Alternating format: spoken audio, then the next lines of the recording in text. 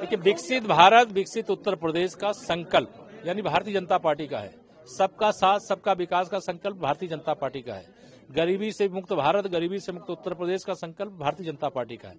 कुछ का साथ गुंडों का विकास, कुछ का साथ माफियाओं का विकास, कुछ का साथ अपराधियों का विकास, कुछ का साथ दंगाइयों का विकास, ये समाजवादी पार्टी, कांग्रेस पार्टी और दूसरे राज्यों में जो भाजपा विरोधी पार्टियां उनका नारा है। तो ये जो विकसित भारत को लेकर के 24 घंटे की विशेष चर्चा जो होने जा रही है विधानसभा और विधान परिषद में, मैं इसको लेकर के बहुत माननीय सदस्यगणों में उत्साह है। बहुत सार्थक चर्चा होगी और यह दलगत राजनीति से ऊपर उठ करके 2047 में कैसा उत्तर प्रदेश, कैसा भारत, इसको लेकर के चर्चा देश में, भारत को लेकर चर्चा देश में है, उत्तर प्रदेश को लेकर के प्रदेश में। तो ये सदन में जो चर्चा होगी इस पे जनता की नजर रहेगी।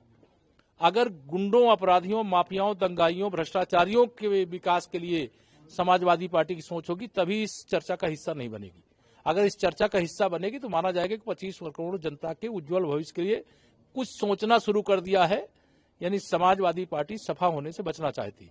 लेकिन अगर वो चर्चा में भाग नहीं लेंगे तो यही माना जाएगा कि वह भाग रहे हैं जनता को छोड़ करके, और जिनके पीछे भाग रहे हैं उनके बल पर अब चुनाव नहीं जीते जा सकते, अब बूथ कब्जा नहीं हो सकते। चुनाव जीतने के लिए उत्तर प्रदेश की 25 करोड़ जनता का विश्वास जीतना जरूरी है, जो भाजपा ने जीता है, और 2047 तक कभी नो वैकेंसी। हालांकि अखिलेश यादव ने कहा भी है कि वो इसका विरोध करते हैं 24 घंटे। नहीं, श्री अखिलेश यादव जी विरोध करेंगे तो किसके लिए करेंगे? गुंडों के लिए, अपराधियों के लिए, माफियाओं के लिए, दंगाइयों के लिए, भ्रष्टाचारियों के लिए। फतेहपुर में जिस तरह की घटना सामने हुई, आज सदन में भी उस पर चर्चा हुई और विपक्ष ने इतना ज्यादा हंगामा किया कि विपक्ष सदन को कल तक के लिए स्थगित करना पड़ा। कैसे देखते हैं आप?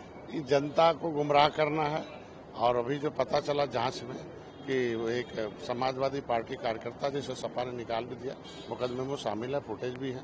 और आज के दिन में तो वही हुआ जैसे कैराना पलायन था और मुजफ्फरनगर दिन है। इसके लिए मुसलमानों को ये खुद ही चाहते हैं कि हिंदू मुसलमान होता रहे और मुसलमान खुश होकर हमें देता रहे। अब तो मुसलमान को निर्णय लेना है, मुस्लिम नेताओं को निर्णय लेना है कि किसके साथ रहना चाहिए। मुसलमान भी इसी देश के हैं और ये ठीक नहीं।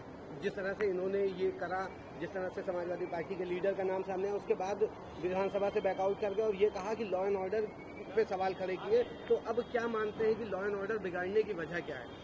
तो समाजवादी पार्टी इसका जवाब देगी कल सदन में, जिस तरीके से आज समय खाया है, जिसके वजह से और खुद उन्हीं का कार्यकर्ता निकला, खुद पार्टी से निष्कासित किया इन लोगों ने।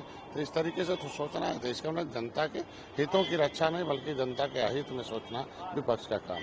एक आखिरी सवाल है, कल सर सदन 24 घंटे के लिए चलेगा, कैसे देखते हैं? क्योंकि अखिलेश यादव ने भी कह दिया कि हम इसका विरोध करते हैं 24 घंटे। अरे वो विरोध किसका करेंगे? जनता के। ये जनता सदन का 24 घंटे जनसेवक हैं।